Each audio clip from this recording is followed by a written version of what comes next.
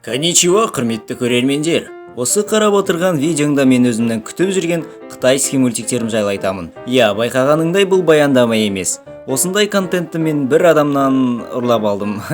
Енді ренжімейтін шығар әрине.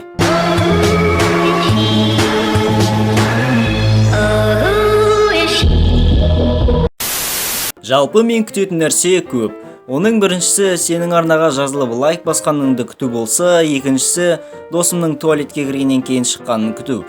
Ал үшіншісі болса «Моя реинкарнация в этом игре в качестве главной злодейки» дейтін анименің фильмін күту. Чё за хуйня нахуй? Мен күтетін аниме әрине бұл емес, бірақ жаңағы аниме не жайлы екенін айта кетейін. Не үшін білмеймін. Сюжет ұлдардан тұратын гарем мен басқа әлемнен түскен қыз жайлы. Гарем дейтін не десеңдер, оны мына бір туындының арқасында түсінуге болады. Онда толпа красавчик серілер болады. Ал басты кейіпкер өте сүйкімді, нәзік болғандықтан оған тіпті қыздар да сынып қалады. В общем, көрмей қойыңдар. Ал егер мен секілді индивидум, гений, данышпан болсаңдар, 24 сериясын көріп тастаңдар. Так, егер бір серия 20 минуттан болса, сонда общий қанша сағат?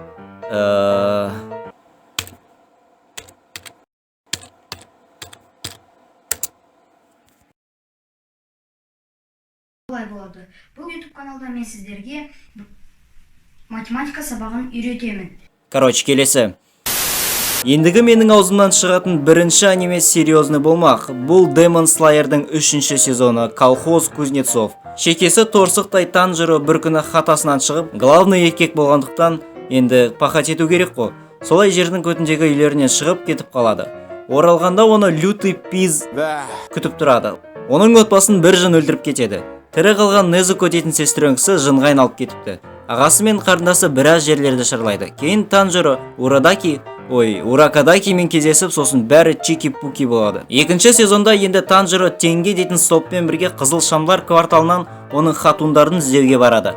Айтпақшы, Танжироның әлде қашан кенттары пайда болған. Біреуі ол Сапсары Зеницу, екіншісі Иноске деген қабан. Ендігі Тенгенің миына мықты идея түсіп, Эврика дейді де үшеуін қызсеке қылып киіндіріп қояды.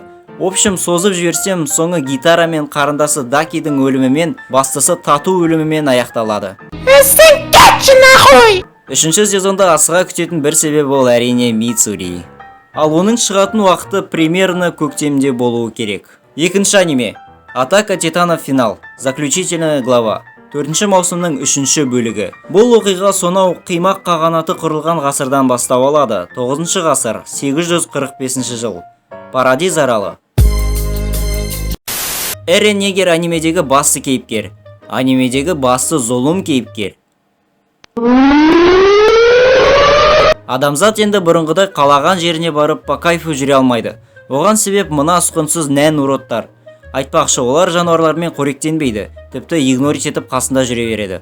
Олардың азығы әрине адам. Титандардан қорғану үшін адамзат қабырғалар салып тастаған екен. Эрен, Армин, Микаса деген трио Мария қабырғасындағы Шиганшинада тұрады. Эрен қабырғаның ішінде өзін бір мусор секілді сезінеді. Сондықтан оның титандармен шайқасып бостандыққа шығатын желаниясы бар. Алайда бір күні Шиганшинаға титандар шабуылдайды да Эреннің анасын бір титан жеп қояды. Эрен әрине ашуланады, бірақ қолынан жылаудан басқа ештеңе келмейді. Кейін Эрен Ега мен қалғандары Роза қабырғасына келеді. Онда Эрен барлаушы жасаққа қосылады. Сосын титандар мен адамдар бір-бірімен қырылсады. Соңында 4-ші сезонда Эреннің жоспары жайлап жүзеге асып, толпа титандар мен Марли әскерінің көтін айыруды бастайды. Точнее, бастамақшы болады. Себебі жалғасы 3-ші бөлігінде шығады. 3-ші аниме Тыңшы отбасы. Қарапайым сюжет. Қарапайым отбасы, қарапайым комедия. Көбісі бұл анимеге жарты жыл ішінде оған мынауыске баға берді. Адамдардың ойын оқи алатын Аня, Тыңшы Лойд, маньяк Йор. Осы үштікпен сюжет әрі қарай өрбей береді. Әкесінің соғысты болдырмау мақсатымен Аня, Эдем деген беделді мектепте үздік оқи отыра, Демьян деген байдың баласымен общение ұстауға тырысады. 4-ші аниме Реинкарнация безработного, немесе Мушоку Тенсей.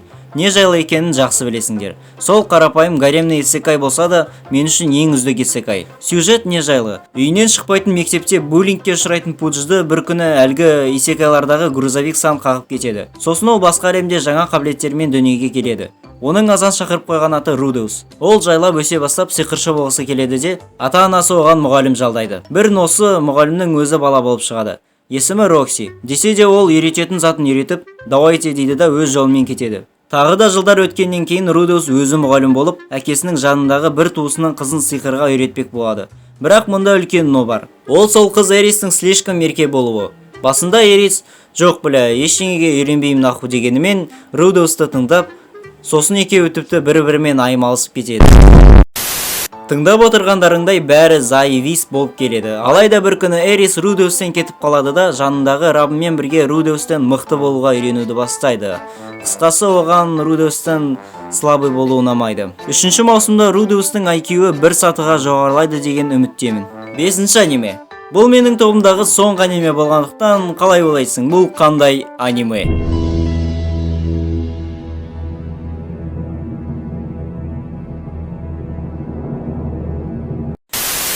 Масамуне Кунну Ревенж. Бұл аниме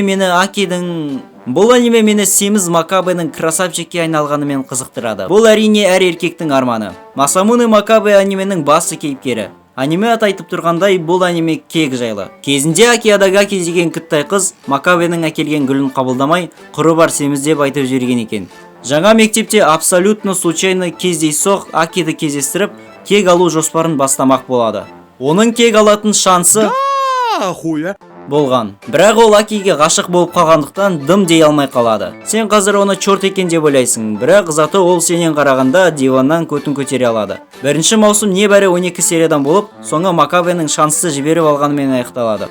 Меніңше 2-ші маусымда Макабе дым өзгермейтін секілді. Араға 6 жыл салып Масамуне Кунның жалғасы шықпақшы.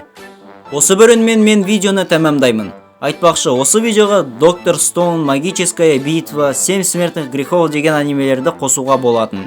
Бірақ мен көруге ерінгендіктен жағдай осылай. Өкінішке орай. 2023 жылы новый анимелер қатарынан мен Бессонница после школы, Опасность в моем сердце деген анонстар прорыв года болатынын менің көтім сезіп тұр.